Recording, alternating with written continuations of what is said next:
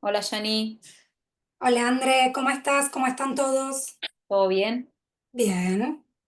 Bueno, les voy contando mientras esperamos un ratito más que se vayan uniendo. Hoy Yani nos va a dar una charla perdón, que voy a ingresar a alguien más. Una charla de cerebro por resonancia magnética donde vamos a ver las distintas formas de estudiarlo según la patología, ¿sí? Esto es importante porque no muchas veces tenemos un médico en el servicio que nos guía el estudio, entonces nosotros como técnicos deberíamos saber cómo estudiar un cerebro, ¿sí? Si, según los síntomas del paciente, si el paciente, bueno, ahora Yani va a explicar un poco, los síntomas nos van guiando y de ahí nosotros tenemos que definir cómo hacer el estudio. Así Exacto, que más o menos Yani nos va a dar un pantallazo de eso para que sepamos cómo desenvolvernos en la consola, ¿sí? Así que perfecto, André. cuando quieras, Yani. Bueno, Dame. buenos días a todos. Mi nombre es Janina Benítez, yo soy técnica radióloga en multidiagnóstico. Nos volvemos a encontrar para los que no me conocen. Les cuento que tengo especializaciones en mamografía, densitometría ósea, tomografía y resonancia certificados por el Hospital Militar. Dicho esto, en el día de hoy, como dijo André, vamos a estar hablando un poquito de lo que son los deterioros neurodegenerativos. Pero, ¿qué abarca el deterioro neurodegenerativo? Creo que todos ven el Power. Vamos a empezar hablando de los estudios cognitivos por resonancia magnética, pero estos estudios son estudios por resonancia magnética estructural que lo que hacen es evaluar la anatomía cerebral y la relación cognitiva funcional de cada una de sus partes, involucrando entre otras las detecciones de deterioro cognitivo, Parkinson y Alzheimer. Para dar un rango general, son muy parecidos, pero cada uno tiene sus diferencias. A modo general vamos a hablar de la anatomía, no voy a ir tan en detalle a cada una de las partes del cerebro porque lo que queremos hablar ahora son de patologías específicas y cómo poder abordarlas. Vamos a hablar un poco del lóbulo temporal, del hipocampo y del mesencéfalo, los neurotransmisores, su sustancia blanca y su sustancia gris. Y luego vamos a pasar a lo que es deterioro cognitivo, leve, moderado y severo, los síntomas, cómo darnos cuenta con el paciente, qué protocolo aplicar en un resonador abierto y en un resonador cerrado. Todo lo que es Parkinson, sus inicios y sus etapas, cómo es la detección por resonancia magnética, qué secuencias específicas aplicamos y qué tenemos que observar nosotros como radiólogos, ¿sí? Y esto también aplicado al Alzheimer, sus inicios, sus etapas, cómo se desarrolla, fisiológicamente qué lo afecta en rangos generales y obviamente cómo nosotros lo podemos visualizar en un protocolo para Alzheimer en resonancia cerrada. Y luego les haré una breve conclusión. Dicho esto, comenzamos. Bien, tenemos nuestro cerebro que se divide en lóbulos. La parte frontal aplica todo lo que es el juicio, el razonamiento y el lenguaje. Nuestra área parietal a todo lo que es la información sensorial, tacto, olor, temperatura. Nuestra área occipital a todo lo que son las interpretaciones de estímulos visuales. Y la que más nos vamos a enfocar ahora es el área temporal. ¿Por qué? Porque es la que resguarda toda la zona de audición, lenguaje y memoria. El lóbulo temporal se encuentra ubicado en la parte inferior del cerebro, por debajo. ¿Me ven el mouse? ¿Me ven el mouse? Se ve, Yani, se ve. Perfecto. Por debajo de la cisura de Silvio va desde la sien hasta la parte occipital del cerebro y está compuesto por lo que es corteza auditiva primaria, área de Wernicke, tálamo, amígdala y lo que hoy nos compete que vamos a estudiar, el hipocampo. ¿Qué es el hipocampo? El hipocampo es una estructura bilateral clave. En nuestro cerebro tenemos el derecho y el izquierdo y es fundamental para todo lo que es memoria, aprendizaje y orientación, tiempo y espacio. Como les dije, tenemos uno de cada lado y cuando vemos la anatomía del hipocampo atrofiada, después lo vamos a ver bien en detalle, estamos hablando de un proceso de deterioro cognitivo. Por eso es tan importante el hipocampo y conocer su estructura. El hipocampo es un generador de memoria constante, va transformando la memoria de corto plazo a largo plazo. Tiene una memoria emocional. Para que ustedes lo vayan entendiendo, cuando ven una propaganda de las galletitas tan conocidas que ponen canciones típicas, eso lo que hace el hipocampo es recordar esa canción tan conocida y llevarte a la galletita. Es una estrategia de marketing para traerte tu memoria emocional y en eso está actuando el hipocampo. También tiene una memoria de por sí explícita, que es una capacidad importante para recordar y poder verbalizar hechos en situaciones pasadas. Por ejemplo, ¿a dónde nos fuimos de vacaciones el año pasado? ¡Ay, nos fuimos a la Lucila! Ahí actúa el hipocampo. Y también tiene una memoria implícita propia, que es, por ejemplo, recordar sin esfuerzo actividades de la vida cotidiana, manejar para el que maneja, andar en bicicleta, todo ese tipo de memoria lo maneja el hipocampo. Pero cuando nosotros vemos que está atrofiada su estructura, ahí empezamos a ver lo que es el inicio de la enfermedad de Alzheimer. ¿Sí? Después igual vamos a entrar en detalle en cada una, pero es para que vayan entendiendo.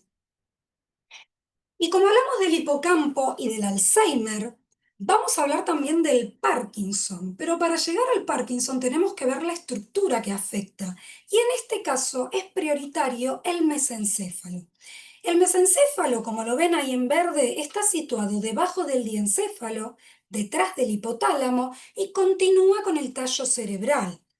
Es principalmente su función actuar en los movimientos voluntarios motores, ¿sí? Y oculares controlados. Es vital su estado, ya que contiene la famosa sustancia negra, la cual produce dopamina y es muy importante en el mal del Parkinson. Es una introducción, después vamos a ir Parkinson y Alzheimer uno por uno, pero quédense con esto. Alzheimer, hipocampo. Parkinson, sustancia negra mesencéfalo. Seguimos. Ahora, es importante entender que el cerebro no está solo en cada una de sus zonas desencajado entre uno y otro, no, se comunican. Tienen neurotransmisores, que son los que comunican a las neuronas, pero ¿cómo se comunican las neuronas? Bueno, se comunican a través de la sustancia gris y la sustancia blanca. La sustancia gris, a grandes rasgos, son los cuerpos de las neuronas, de los axones, que están mielinizados, perdón, que no están mielinizados. Por eso, en la señal que nos devuelve para resonancia magnética, los vamos a ver en un tono grisáceo, ¿sí? Y sin embargo, están ubicados en la corteza cerebral, que es la capa más externa del cerebro, son responsables de muchas funciones neurocognitivas, como el lenguaje, el pensamiento, la conciencia. Y para que ustedes se hagan una idea y se queden una imagen bien latente, es el auto, es el cuerpo de la neurona. Ahora, cuando hablamos de la sustancia blanca, son las encargadas de conectar el sistema nervioso central.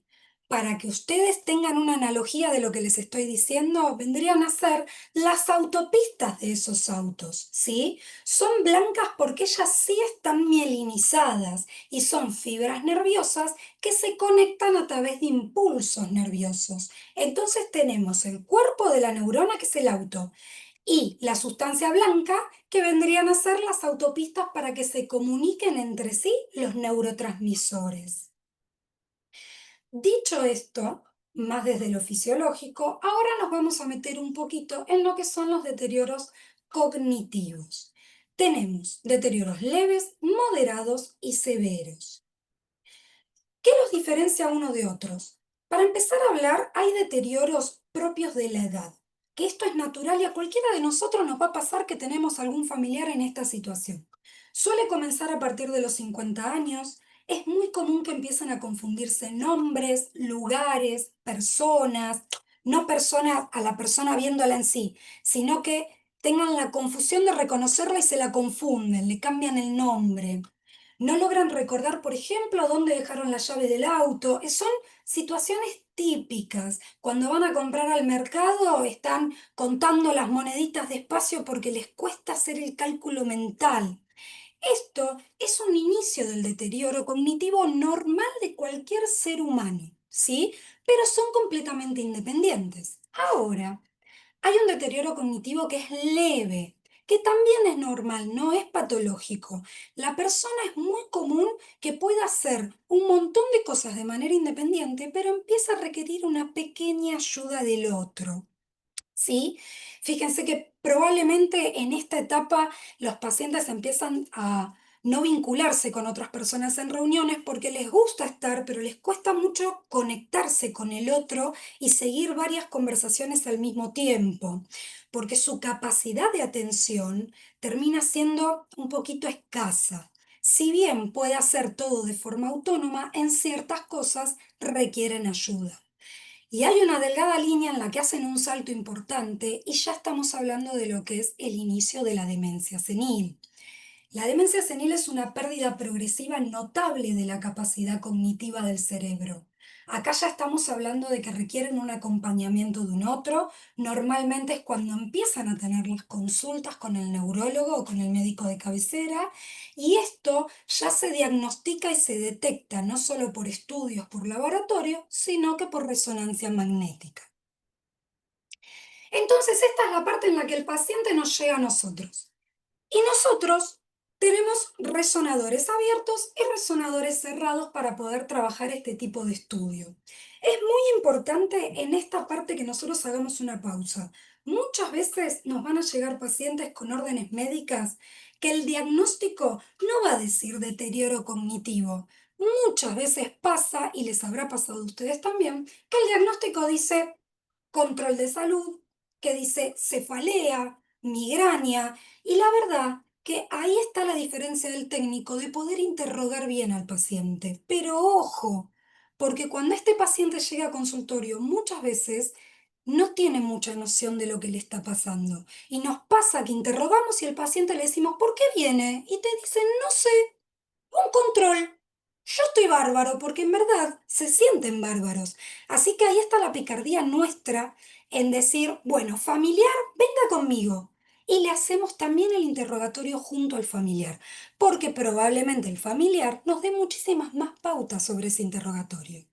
Dicho esto, cuando hacemos el interrogatorio, si el paciente nos dice, o el familiar puntualmente, que está con algunos problemitas de deterioro cognitivo leve, que nosotros ya vamos sabiendo las pautas, se olvida los lugares, se olvida las caras de las personas, se olvida dónde dejó las llaves, bueno, nosotros vamos a hacer un protocolo de cerebro tal cual como dice la orden, porque siempre hay que respetar la orden. Y en este caso empiezo a explicarles el protocolo de cerebro estándar. Vamos a hacer nuestros tres planos, vamos a hacer un sagital T1, vamos a hacer los axiales T2, difusión, flare y T1, y vamos a hacer el coronal T2 que ya está en el protocolo. También vamos a hacer el ADC de la difusión y tener presente que si el paciente es mayor de 60 años o tuvo algún tipo de ACV, es muy importante agregarle el axial estrella para ver deterioros vasculares. Y obviamente que si lo pide con contraste, vamos a agregarle las secuencias T1 del axial y coronal T1 también. Pero desde un resonador abierto podemos dar inicio al diagnóstico y ayudar al médico en el mismo si hacemos un pequeño paquete de cortes chico, coronal T2, angulado al hipocampo. Seguramente el médico lo va a mandar a un resonador cerrado porque la definición es muy diferente, pero podemos ayudar a orientar al médico también. Entonces, como seguramente este paciente va a ir a un resonador cerrado, tenemos que estar atentos a cómo se hace el protocolo en un resonador cerrado para deterioro cognitivo. Tenemos los tres planos del SCAU, como hacemos siempre. Fíjense que las primeras secuencias en un resonador cerrado son prácticamente las mismas. Axial T2, difusión, axial T2, fase espineco y axial T1. Pero, y acá tenemos la diferencia con un resonador cerrado. Hay secuencias específicas para deterioro cognitivo. Tenemos el 3D coronal T1 Bravo, que es volumétrica, ahora les voy a pasar a explicar mucho de ese tema, coronal T2 Propeller y el 3D axial Swan, que es un volumétrico también. Pero vamos por parte. Entonces, nos llegó el paciente en un resonador cerrado o abierto, lo interrogamos, vemos que apunta a un deterioro cognitivo. Bueno, ¿qué vamos a evaluar acá? Vamos a empezar con el primer protocolo, que esto es igual en abierto y en cerrado. El sagital T1 para deterioro cognitivo es como todo sagital. Nuestro FOB lo vamos a ver en el plano sagital. Nuestro plano coronal va a estar paralelo a la hoz del cerebro y nuestro plano axial perpendicular al conducto auditivo interno.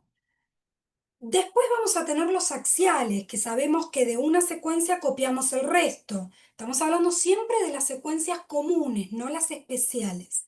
Tenemos nuestro FOB también en el plano axial, nuestro plano sagital angulado a pico y rodete de cuerpo calloso sin cortar encéfalo, muy importante, y en nuestro plano coronal perpendicular al CAI. Y acá empezamos con los estudios específicos del resonador cerrado. Este protocolo es fundamental porque vamos a tener una secuencia volumétrica, angulada al hipocampo. ¿Qué quiere decir? Nosotros vamos a hacer una secuencia coronal, nos va a devolver una secuencia coronal, pero el médico después reconstruye los otros planos, porque al ser volumétrico lo puede reconstruir. De hecho, fíjense que no hay un FOB claro. No es que en uno tengo un FOB y en el otro tengo paquetes de corte. En los cuatro tengo cuadrados, porque es volumétrica. Nuestro plano coronal va a estar igual de lo que hablamos, alineada a la hoz. Nuestro plano axial también va a estar angulado a los oídos. Y nos vamos a prestar mayor incidencia en nuestro sagital T1 de la secuencia que ya teníamos. Y vamos a buscar el hipocampo. Fíjense, esto que yo marco con el mouse, que también se lo marqué con la flecha, es el hipocampo. Debemos poner nuestro paquete bien angulado al hipocampo, ¿sí? Y tratar de pasar toda la secuencia de imágenes y observar que en ninguna nuestro cuadrado corte nada de la anatomía del paciente. ¿Sí? Con esta imagen, con este volumétrico, se va a poder ver bien en forma coronal de frente nuestros hipocampos, que era lo que hablábamos que afectaba la memoria principalmente. Luego tenemos un coronal T2, que como dijimos es muy importante el hipocampo y esta aplica específicamente para ver esto. Esto no es volumétrico, es en un plano coronal nuestro FOB, nuestro paquete de corte, fíjense que es mucho más chiquito y debe estar precisamente bien angulado al hipocampo sin cortar nuestro lóbulo temporal, ¿sí? Y nuestro plano axial también debe estar angulado a los oídos y es fundamental no cortar el lóbulo temporal. De esta manera vamos a tener bien centrados los hipocampos, porque si nosotros angulamos mal el hipocampo, nos puede aparecer una estructura diferente, puede aparecer un hipocampo más adelante y otro atrás, y visualmente el médico puede creer que está atrofiado, y en realidad no está atrofiado, es que nosotros angulamos mal. Entonces tomémonos 5 minutos para no cambiar el resultado del estudio. Luego tenemos una secuencia axial Swan. Es un axial común, se planifica igual que un axial, pero es largo. Es una secuencia bastante larga. Esta secuencia se suele pedir mucho en un protocolo para patologías vasculares, ¿sí? Así que bueno, en ese caso, si ya sabemos que el paciente tuvo alguna patología de ACV, más allá de lo que le estén analizando, está buenísimo ponerla esta secuencia para poder también ayudar al médico y ver cómo están los deterioros vasculares. Ahí terminaríamos con lo que es deterioro cognitivo por demencia senil, ¿sí? Pero tenemos otro tipo de patologías, como es la enfermedad de Alzheimer dentro de las degenerativas. Perdón, de Parkinson. La enfermedad de Parkinson es un trastorno neurodegenerativo que afecta principalmente al sistema nervioso central, al control del movimiento. Se caracteriza por la pérdida gradual de células dopaminérgicas, ¿sí? Que son células nerviosas. La dopamina es un neurotransmisor crucial para las funciones motoras. A grandes rasgos y para que ustedes entiendan, lo que es la patología del Alzheimer habla mucho del deterioro cognitivo de la memoria y el Parkinson, sus inicios tienen un deterioro motor muy diferencial, como para que se queden con eso marcando las diferencias.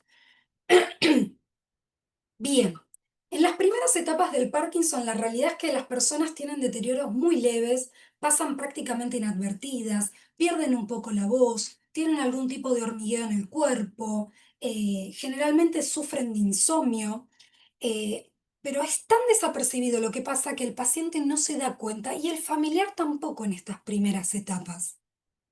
Ya en una etapa 3, 4 y 5 ni hablar, pero en la etapa 3 hay una marcada diferencia. Y la enfermedad de Parkinson presenta tres características fundamentales que la diferencian del Alzheimer. Para empezar, comienzan los temblores en reposo, o sea, el paciente dormido hace espasmos y comienza a temblar. Puede ser unilateral o bilateral. Aparece lo que se conoce como bradicinesia. La bradicinesia es la lentitud en el movimiento, ¿sí? Y raramente aparece sola. Esto normalmente aparece con un tipo de rigidez muscular que suele causar dolor muchas veces y a veces no. Estas tres características empiezan a dar la pauta de cómo puede aparecer el Parkinson, a diferencia del Alzheimer. Y claramente son etapas inhabilitantes para el paciente, ¿no? Entonces, en esta etapa el paciente va al médico, hace la consulta con el neurólogo, le va a hacer una entrevista detallada, normalmente tienen que ir con un familiar, porque esto que les decía yo, el familiar observa mucho más lo que le está pasando al paciente y le va a hacer exámenes físicos completos. Hay exámenes de laboratorio con biomarcadores, yo no me voy a meter en eso porque eso no nos compete, pero acá tenemos nuestros estudios que son los de resonancia magnética. Bien, dame un minuto. Es muy importante que nosotros sepamos que como en el Alzheimer analizábamos el hipocampo, en lo que es Parkinson se analiza fundamentalmente el mesencéfalo. Y ahora les paso a explicar por qué. Acá en el mesencéfalo aparece la famosa sustancia negra. La sustancia negra es un núcleo motor pequeño ubicada en el mesencéfalo que participa en el control de movimientos, especialmente a través de la producción de la dopamina. Su visible disminución implica principalmente el diagnóstico de Parkinson. Y esto es lo que nosotros podemos ver haciendo una resonancia con protocolo para Parkinson. A grandes rasgos, y para que lo vean, acá tenemos cortes axiales del mesencéfalo. Esto sería una sustancia negra sana y esto es la pérdida de la sustancia negra por tejido con Parkinson. Pero nos llega el paciente a la consulta. Lo vemos que para empezar le preguntamos al familiar y tiene temblores, tiene rigidez. Cuando se para caminar pierde la estabilidad. ¿Por qué? Por esta misma rigidez. Todo eso ya a nosotros nos abre un pantallazo, que si el paciente viene por un deterioro cognitivo, nosotros podemos agregarle una simple secuencia de 3D axial nigrosoma con 5 minutos que nos lleve y le agregamos información al estudio, más allá de que la orden diga cefalea o control o deterioro cognitivo. Puede decir deterioro cognitivo, quizás no dice Parkinson, pero nosotros podemos agregar esa secuencia debido al interrogatorio que hicimos. Fíjense que a principios va a ser todo lo mismo, son el sagital T1, todos los axiales que ya hablamos, pero lo que cambia es nuestra secuencia de nigrosoma, que ahora les paso a contar cómo es. Esta secuencia se basa principalmente en el mesencéfalo. Nuestro FOV va a estar en un plano axial y en nuestro plano sagital y coronal es un paquete de cortes muy chiquito que lo importante es que no cortemos el mesencéfalo. Nos vamos a parar puntualmente por arriba del bulbo y de ahí para arriba sin cortar mesencéfalo, ¿sí? Y vamos a utilizar este cuadrado azul que ven acá que se llama Shimming. Esto es una herramienta que tiene el equipo para homogeneizar la imagen y que esta imagen de mesencéfalo con cortes muy chiquititos se pueda ver bien. Entonces, ¿Qué nos va a devolver la imagen de resonancia? La resonancia magnética en lo que es la secuencia 3D axial para nigrosoma va a evaluar la intensidad que devuelve esa señal del mesencéfalo. Fíjense que en condiciones normales, ven acá, nigrosoma 1 normal, aparece una señal hiperintensa, ¿sí? Y en condiciones parkinsonianas, nuestro nigrosoma 1 devuelve una señal hipointensa. Dependiendo lo que devuelva la señal, a esto se lo diagnostica como signo de golondrina. En realidad se lo conoce como signo de golondrina. ¿Por qué? Porque en una secuencia axial, fíjense acá, acá tenemos la sustancia negra. Esta no es patológica, es normal, porque la señal que está devolviendo la cola de golondrina es abierta y es una señal hiperintensa. Quiere decir que este paciente está devolviendo una señal normal, no patológica. Pero la ausencia bilateral del nigrosoma 1, fíjense en este caso este paciente, en el mesencéfalo da el inicio al diagnóstico de Parkinson, porque es la pérdida o disminución de la señal que nos va a parecer hiperintensa, es lo que se conoce como el signo de golondrina, una cola cerrada, no abierta, porque nos aparece hipointensa, ¿sí? En resumen, esta secuencia 3D axial nigrosoma bien programada sin cortar mesencéfalo es una valiosa herramienta por 3-5 minutos que dure la secuencia para que el doctor pueda observarlo y ver si hay algún indicio del mar del Parkinson. Luego tenemos otro tipo de secuencias que también se pueden agregar, como el 3D sagital T1 Cube. Es un protocolo también volumétrico. Fíjense que yo no tengo un FOB y la secuencia de cortes. Tengo cuadrados, bloques. Esta secuencia es volumétrica, reitero, se hace en un plano sagital, se programan los tres planos, nos va a devolver un plano sagital, pero el médico, reitero, puede hacer las otras reconstrucciones de los otros planos.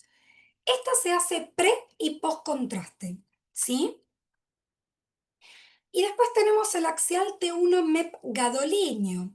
Es una secuencia axial T1 común, no es volumétrico. Se suele hacer post-contraste después del sagital T1 cube, porque ya tenemos ese parámetro con contraste, ¿sí? Y se suele solicitar este tipo de secuencias cuando hay esclerosis múltiples o algún tipo de tumor.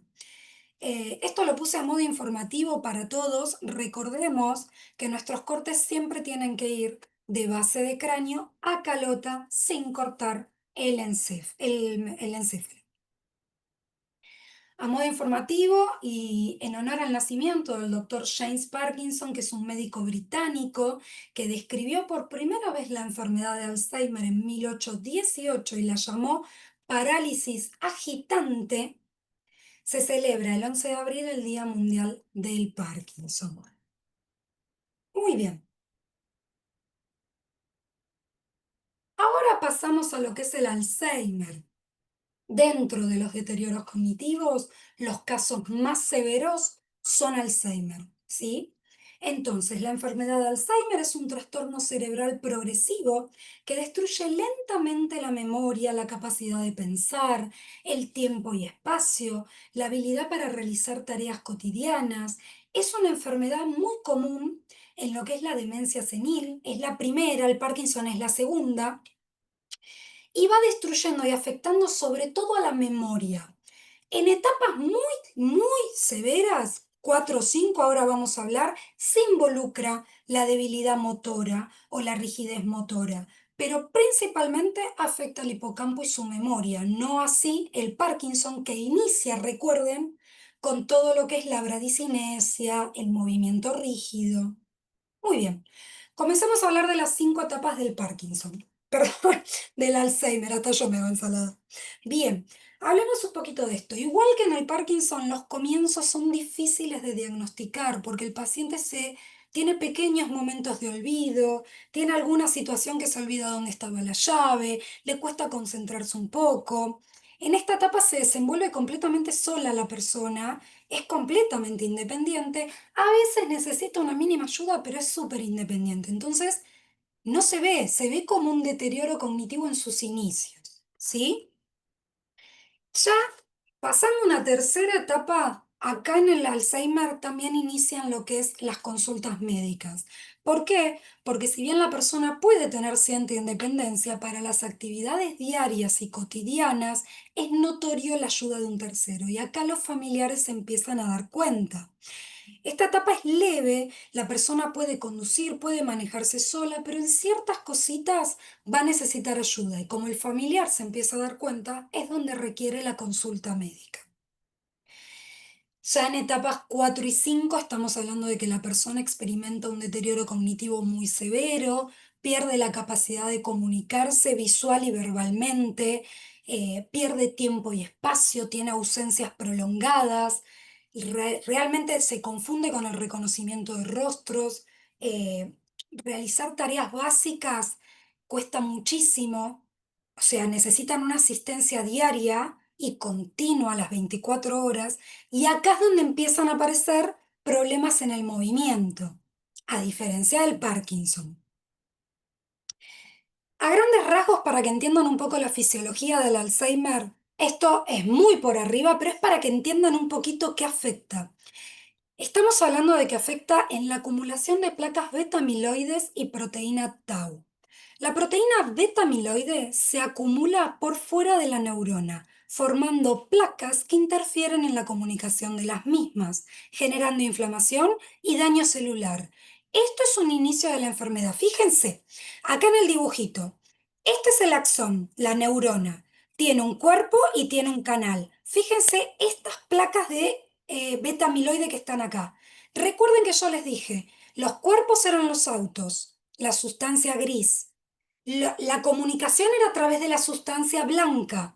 En este caso, que eran las autopistas, en este caso, los beta-amiloides vendrían a ser piquetes que se generan, que evitan que se comunique una neurona con la otra. Pero no pasa solo eso fisiológicamente. También tenemos la destrucción de acumulación de proteína tau, que la proteína tau lo que hace es generar un daño interno en la neurona, provocando microtúbulos conectores que se van desintegrando. Forma ovillos dentro de esa sustancia blanca. Entonces se empieza a atrofiar.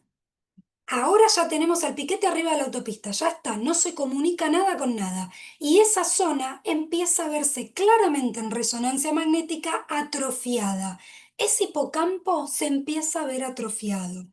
Entonces, ¿cómo vamos a analizarlo nosotros? Por resonancia magnética. El protocolo es igual al deterioro cognitivo. Lo que pasa es que tenemos que prestar puntual atención en lo que es el coronal T2 propeller y no dejar de lado el angularlo bien al hipocampo, porque es fundamental que los tengan centrados y alineados para no generar una falsa atrofia. No voy a volver a explicar las secuencias porque estas secuencias las expliqué, las tienen más atrás en la parte de deterioro cognitivo, porque recuerden que el deterioro cognitivo es un inicio del Alzheimer, ¿sí? Bien, sí les recuerdo que es muy probable que se pidan en este tipo de secuencias el coronal T1 bravo volumétrico angulado al hipocampo, el axial SWAM, que es un volumétrico largo para patologías vasculares, y el 3D coronal T1 cube, que se suele pedir pre y post contraste. ¿Qué vamos a observar en resonancia? Acá tenemos claramente cómo se observa un hipocampo sano. En este plano coronal vemos un hipocampo sano y en este plano axial también tiene su cabeza, su cuerpo y su cola. Pero en una paciente con Alzheimer de 72 años, vamos a ver que anatómicamente los hipocampos, por la afección que tiene y por la falta de las proteínas beta amiloide y tau, se empiezan a ir deteriorando. Tienen atrofia, fíjense que no es lo mismo. La, moví la mano y tengo que mover el mouse para que me entiendan. No es lo mismo el grosor que tiene este hipocampo sano con este hipocampo atrofiado. Fíjense que no nos devuelve la misma señal. Fíjense la sustancia blanca y la sustancia gris. realmente tiene una atrofia, todo, la cortical del cerebro, más el deterioro hipocampal que va teniendo. En este caso, estamos hablando de Alzheimer avanzado, pero no importa, lo podemos visualizar. Y nosotros, en un inicio, haciéndole en un resonador abierto, un paquetito cerrado, cuando vemos que tiene olvidos el paciente angulados al hipocampo, ya podemos dar un antecedente de cómo estaba ese hipocampo. Piensen que esto no se hace de la noche a la mañana. Los pacientes entre un turno y otro puede pasar mucho tiempo. Entonces, el paciente ya tiene un inicio de su hipocampo, ¿sí? A rasgos generales, les cuento que la enfermedad de Alzheimer se descubrió en 1901 por el doctor Alois Alzheimer, neurólogo y psiquiatra alemán, y cada 21 de septiembre desde 1994, la OMS y ADI concientizan sobre la enfermedad a familiares y a pacientes para brindarles su apoyo. Es el Día Internacional del Alzheimer. Quiero darle las conclusiones, muy importante para el paciente y para el estudio. Para el paciente, traer al familiar un buen interrogatorio, establecer los tiempos que hace que está con esta dificultad. Si tiene afasia, que es la pérdida del habla, si tiene bradicinesia, que es la lentitud en el movimiento, si tiene temblores, incluso dormido, si cambia los nombres, los lugares, las personas, observar si se balancea al venir con nosotros al turno. Todo eso a nosotros nos da una pauta de qué estudio debemos hacer, como siempre respetando la orden, pero tratando de aplicar nuestro criterio, no siendo apretabotones, ¿sí? Quizás una secuencia más a ese paciente le puede brindar al médico un nombre y apellido, y con eso ayudamos un montón. Y en cuanto al estudio, obviamente teniendo los volumétricos bien angulados sobre los hipocampos para poder reconstruir bien las secuencias restantes y no poder no hacer una mala práctica de esto. Tomarnos el tiempo para angularlo, pasar todas las imágenes y no cortar nada. Son pequeños tips para que nosotros podamos dar un buen estudio al médico y un buen estudio al paciente, que es tan fundamental. Con esto cierro. Creo que la cabeza les habrá quedado como el muchacho que puse en la, en la diapo, pero me pareció muy importante esta frase para cerrar. No te olvides de ayudar a aquellos que olvidan lo que no quieren olvidar. Muchas gracias. Gracias, Yani, excelente como siempre. Bueno, a ver si alguien tiene algunas preguntas. Yo me anoté algunas cositas para recordarles a ustedes. Yani habló de las secuencias Sagittal Cube, de la secuencia Bravo, de la secuencia Propeller. Recuerden que todas las secuencias cambian según fabricante, ¿sí? Los nombres, digo. Entonces, si alguno trabaja con un equipo distinto, me lo puede contar, así les digo cómo encontrar la secuencia en su equipo, según el nombre, y si no, bueno, me dejan acá en el chat la pregunta y yo se los voy contestando por acá. A ver, excelente charla, dice Silvia, a nivel técnico es lo que necesitamos. Gracias, Silvia. Gracias Gracias. por la buena onda. Bueno, también quería aclarar lo que contaba Yani un poco. Nosotros como técnicos tenemos que observar al paciente. Muchas veces nos pasa y nos reímos en el servicio cuando le preguntamos al paciente por qué nos visita o por qué viene a hacerse el estudio y que nos dicen no me acuerdo. Entonces eso ya nos da una pauta de por qué viene, ¿no? No Mm, hace falta preguntar mucho más. Y muchas veces decimos que el observar al paciente nos hace darnos cuenta de cuál es la patología. A veces cuando viene un paciente con Parkinson se levanta y camina lento, medio trabado, con pasos cortitos, temblores, ¿no? Que a veces se dificultan para hacer una resonancia, que eso también nos da una pauta de qué es lo que tiene el paciente. Pero exacto. bueno, Patricia dice, excelente Yani, muy clara tu exposición, como siempre. Ah, es Patri Chabán. Hola Patri. Gracias. Bueno, nada, no sé si no tiene ninguna pregunta. Ah, aclarar que las secuencias propeller de las que habla Yani son secuencias rápidas y se llaman propeller solo en equipo G. Todas Mm, las secuencias que dio Yani hoy son de equipo General Electric, ¿sí? Si quieren les doy tipo un repaso. Las secuencias Bravo en casi todos los equipos la van a encontrar como secuencias T1 3D. En el único que no se llama T1-3D es en el Siemens, que se llama MPRAGE, que es un T1 también, pero tiene distinto nombre. Y el Swan, que es un T2 estrella, que es el que hablaba Yani, se llama Swan en G, es un T2 estrella pesado, pero en otros equipos, como en Philips, lo vamos a encontrar como SWIP, en Siemens como SWI y en Canon como SWI. Y en Hitachi solamente 3.2 estrella, perdón, T2 estrella. Así que bueno, eso, aclarar que las secuencias van cambiando según las marcas y modelos de los equipos, ¿sí? Nosotros siempre damos un pantallazo más o menos de Philips y G, que son los equipos que tenemos con los que manejamos.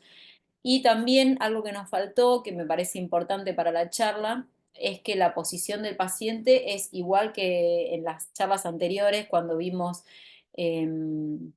cerebro, la Protocolo de posición, cerebro. Sí. claro, la posición es igual que en el protocolo de cerebro, si no nos quisimos extender tanto explicando algo que por ahí ya lo veníamos explicando todas las clases, pero es una Y posición. recordá, André, recordá que igual también esas charlas están subidas a YouTube. Si tienen dudas sobre cómo posicionar al paciente, eso lo tenemos todo en YouTube de multidisciplina. Exactamente, se pueden conectar y pueden ver ahí. En varias charlas pusimos posicionamiento de paciente, bobina y todas esas cosas que ustedes necesitan para hacer el estudio. Pero bueno, como estas charlas tienen un poquito más de información, tratamos de hacerlas más cortitas para no saturarlos. Ana Urquía, excelente charla, gracias Yani. Tengo una pregunta, ¿es de buena práctica entonces en todas las CRM de encéfalo hacer un coronal angulado al hipocampo? Pese a que la orden no indique deterioro cognitivo, pero el paciente manifieste olvidos. Sí, Ana, si el paciente dice que tiene algún síntoma de los que mencionó Yani, exactamente, es de buena práctica hacer un coronal por lo menos T2 angulado al hipocampo. Y eso es importante también lo que decía Yani, porque un buen posicionamiento del paciente y de nuestro paquete de corte hace que el estudio salga bien. Sí, tengan en cuenta que cuando nosotros angulamos el coronal T2, que usamos los oídos internos, a veces no todos los pacientes son iguales y la anatomía cambia de un paciente a otro. Tengan en cuenta eso, de no solo mirar los oídos internos, también de mirar la parte anterior del temporal y nivelar el paquete coronal a la parte anterior del coronal, ¿sí? Ahí es donde vamos a ver la vueltita del hipocampo eh, mucho mejor, más definida y no vamos a tener volumen parcial. Eso hay que tenerlo en cuenta. Y el paquete de nigrosoma que explicó Yani para Parkinson, importante ubicarlo en el mesencéfalo, ni más arriba ni más abajo, porque si no, no vamos a ver la colita del pájaro, como decía Yani, que es donde se ve la sustancia negra cuando la colita se ve abierta o cerrada. Es muy importante ubicarlo bien y mirar esa secuencia cuando sale, ¿sí? No es, y hago la secuencia Swan ahí, chiquitita, listo, ya la hice, cumplí. No, es hacer la secuencia y mirar lo que hacemos, que al médico le sirva lo que hicimos para informar y dar un diagnóstico. A ver si alguien Y otra pregunta algo cosa muy más. importante que ahora que lo estás hablando lo pienso, André, también, para recordar, hablar con el familiar. Muchas veces el paciente no sabe por qué viene y es muy importante tener ese interrogatorio fresco. Y por otro lado, estar atentos a que no tengan audífonos y prótesis bucal, porque son todo, primero que el audífono no puede entrar al resonador y la prótesis bucal nos da mucho artefacto en la imagen, nos da una imagen no nítida. Entonces, son cositas que son importantes tenerlas presentes a la hora de hacer el estudio. Bien, perfecto. Acá Maggie nos pregunta, lo que quiero saber es si puede que sea un síntoma a la memoria a corto plazo. No sé a qué te referís, si pérdida de memoria a corto plazo, si es un síntoma, me decís, Maggie, ¿me aclarás acá si te contestamos? Mira, igual yo por lo que estuve investigando del tema de Parkinson y Alzheimer, es un todo, el médico evalúa un todo, por eso generalmente van con acompañante a la consulta, porque no solo evalúa físicamente al paciente y psíquicamente, hay un montón de evaluaciones, sino que también habla con el familiar. Por esto de que ellos mismos no se dan cuenta en qué síntomas están. Y la memoria a corto plazo, en realidad lo que llamamos memoria a corto plazo es, yo te digo algo y en una horita te lo acordás y te lo vuelvo a preguntar. Ahí actúa el hipocampo, pero el hipocampo lo que hace es capitalizar esa memoria, retenerla y extenderla a largo plazo. Entonces, no sé a qué te referís puntualmente con la no retención de la memoria a corto plazo. Ahí está, Maggie dice, a eso me refería, exacto. Una aclaración más, que acá me engancho de la pregunta que hizo Ana de hacer un coronal angulado al hipocampo, un T2 si es de buena práctica, que le decíamos que sí, si el paciente viene con olvidos, aunque no esté pedido en la orden como protocolo de Alzheimer o lo que sea. Cuando nosotros vemos que el paciente tiene temblores y tiene algún síntoma compatible con Parkinson, que nosotros creamos que puede ser un inicio de Parkinson, no hagamos un cerebro normal. Pongámosle una secuencia SWAN, aunque no sea para estudiar la sustancia negra, no sea el paquetito chiquito de nigrosoma, hagamos una secuencia SWAN larga, que sea desde la base hasta la calota, y eso también al médico lo va a ayudar a hacer un diagnóstico. Siempre estamos acostumbrados en los equipos abiertos y en algunos cerrados a usar el GRE, que el GRE es muy parecida a la secuencia SWAN, pero la secuencia SWAN es como muy específica. Entonces, a los que tienen la posibilidad de tener la secuencia SWAN o, ya les digo el nombre, en Philips es SWIP, en Siemens SWI, en Canon SWI y en Hitachi T2 estrella, así la van a encontrar en cada marca. Si tienen la posibilidad de agregarla, agréguenla, porque siempre agregar algo, aportar algo al estudio hace que el médico tenga más herramientas para informar. Y te agrego algo más a eso que decís, André, todo lo que son los deterioros cognitivos. Nosotros en este caso hablamos de Parkinson y Alzheimer, pero los deterioros por lo vascular, por las patologías vasculares, también generan un montón de estos síntomas. Por eso está buenísimo agregar esa secuencia. Bien, acá me preguntan si subimos la charla a YouTube. Todas las charlas están subidas a YouTube, chicos. Al otro día de que terminamos de darlas, se editan y se suben. Es muy importante que ustedes les den like para ayudarnos a nosotros a que toda esta información fluya, que nos conozcan y para ayudar también a sus compañeros, porque muchos no saben un montón de cosas o tips que nosotros damos acá del trabajo diario y bueno, nada, está bueno ayudar al otro y también ayudarnos a nosotros, porque estas charlas nos llevan mucho tiempo armarlas, organizarlas, corregirlas, buscar información, nada, lleva mucha preparación y es muy valioso que nos ayuden dándonos un like, la manita arriba, para ayudarnos a que se difunda. Ana pregunta si en un resonador cerrado se hace un GRE sin falta. En resonador cerrado, en todo caso, estaría bueno un SWAN o las marcas que dije para o sea, o la secuencia que dije para las distintas marcas, Ana. El GRE está bueno, pero es algo más básico. El SWAN es como un upgrade del GRE. Claro. Es como algo más avanzado, así que si tenemos alguno de esos síntomas, sería genial agregarle un SWAN, sí que es más específico. En YouTube nos pregunta Alejandra cómo nos encuentran. Multidiagnóstico es la página, Multidiagnóstico, y están todas las charlas subidas. Bueno, y recuerden que dentro de 15 días tenemos una charla de escápula que la va a dar Fabián Roldán, que es un técnico de acá del servicio. Así que bueno, los esperamos como siempre. Gracias por acompañarnos en estas charlas. Las hacemos con mucho esfuerzo y con mucha dedicación. A ver qué me pregunta acá. Víctor, además, el SWAM es más sensible que el GRE. Exactamente, Víctor, exactamente. Es por eso que usamos el SWAM. Bueno, veo que no hay más preguntas, así que gracias, Yani. Nos vemos la próxima. Chao, Gracias a todos chicos. los que se conectaron. Chao, Chau. chao.